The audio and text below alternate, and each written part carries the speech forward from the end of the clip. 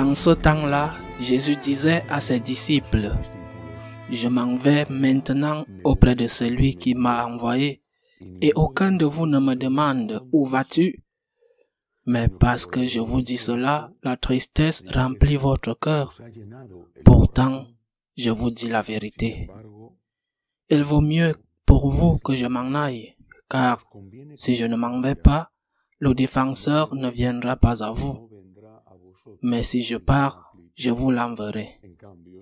Quand il viendra, il établira la culpabilité du monde en matière de péché, de justice et de jugement. En matière de péché, puisqu'on ne croit pas en moi. En matière de justice, puisque je m'en vais auprès du Père et que vous ne me verrez plus. En matière de jugement, puisque déjà le prince de ce monde est jugé. Acclamons la parole de Dieu. Gloria a ti, Señor Jesús. Jésus dit que parce qu'il nous a annoncé qu'il s'en allait, et cela avant l'ascension du Seigneur au ciel, nous étions remplis de tristesse. Mais c'était logique. Comment ne pas être rempli de tristesse?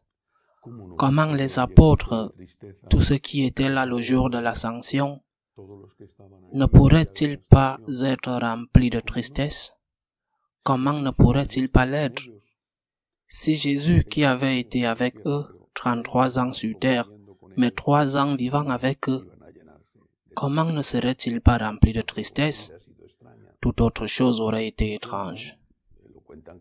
On le raconte comme une anecdote, mais je crois que c'est vrai, que lorsque Saint Augustin était à Rome, déjà en route pour l'Afrique, sa mère, Sainte Monique, est décédée.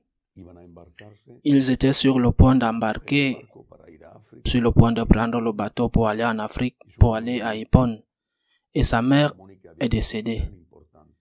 Sainte Monique avait été si importante dans la vie de Saint Augustin et dans sa conversion.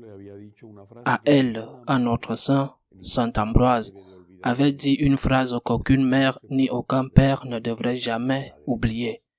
On ne peut pas perdre l'enfant de tant de larmes. Et il lui a dit de continuer à prier, et à la fin, Saint Augustin s'est converti. Eh bien, quand Sainte Monique est morte, Saint Augustin a commencé à pleurer. Ses compagnons s'approchèrent de lui et lui dirent, « Elle est au ciel, il y a la vie éternelle. C'est difficile de croire que tu pleures. Ta mère est en vie, elle est au paradis. » Saint Augustin se tourne vers eux et répond, « Je sais, mais ma mère est décédée, laissez-moi pleurer. » Nous savons qu'il existe une vie éternelle. Et ces apôtres, après la résurrection, le savaient aussi. Ils n'avaient pas de doute. Ils avaient vu, ils avaient entendu, ils avaient touché le Christ ressuscité. Ils savaient qu'il y avait vie éternelle et ils savaient que Jésus allait là où il devait aller, qu'il avait terminé son travail sur terre. Mais comment ne pas pleurer? Comment ne pas pleurer? Comment ne pas pleurer quand la personne que tu aimes le plus s'en va? Comment ne pas pleurer? Même si tu sais qu'ils sont vivants et au paradis, comment ne pas pleurer? Même en sachant que cette personne est en vie et qu'elle est au paradis. Et c'est sûrement pour cela, entre autres choses, que le Seigneur a voulu nous laisser sa présence sur terre dans l'Eucharistie. Que serions-nous sans l'Eucharistie? Ce n'est pas le seul sacrement et ce n'est pas la seule présence du Seigneur. Et nous sommes heureux que les choses se soient passées comme le Christ l'a prévu et comme le Dieu Tout-Puissant l'a décidé. Nous ne sommes pas tristes de ces projets. Mais que serions-nous sans l'Eucharistie?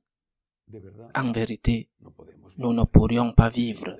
Que serions-nous sans l'Eucharistie? Le Seigneur est au ciel et nous le trouvons dans la parole, dans la hiérarchie, dans notre frère, dans notre propre conscience quand nous prions. Mais que serions-nous sans l'Eucharistie? Si ce monde est en beaucoup, pour beaucoup bien sûr, une vallée de larmes, que serions-nous si nous ne pouvions pas jouir de cette consolation, de cette présence, de cette force, de cette compagnie qu'est l'Eucharistie. Nous n'avons rien de plus grand ici sur terre. Il n'y a rien de plus grand que cela. Le ciel nous attend, qui sera Dieu lui-même, mais déjà sur terre, nous avons le ciel. Dans un humble, fragile petit morceau de pain, mais le ciel, parce que le ciel, c'est être avec Dieu. Le ciel, c'est Dieu. Ainsi, lorsque nous communions à ce don que nous n'apprécions jamais assez et dont nous ne serons jamais assez reconnaissants, lorsque nous communions, le ciel entre en nous et nous entrons au ciel. Le Seigneur est parti. Ils ont pleuré, comme Saint Augustin a pleuré sa mère. Comme chacun de nous, quand nous l'avons perdu, nous avons pleuré pour la nôtre. C'est normal. Et nous avons confiance que nos mères sont au ciel. Et bien sûr, ceux-là savaient parfaitement que Jésus allait vers le Père, il allait au ciel. Mais s'il n'y avait pas eu l'Eucharistie, quelle tragédie, quelle douleur, quelle déchirure, difficile à supporter. Remercions Dieu qui, du ciel, non seulement nous envoie le Paraclet, l'Esprit Saint, mais qui nous a fait le don immense, infini, de rester sur la terre, de laisser le ciel sur la terre dans chaque particule de l'Eucharistie. Qu'il en soit ainsi.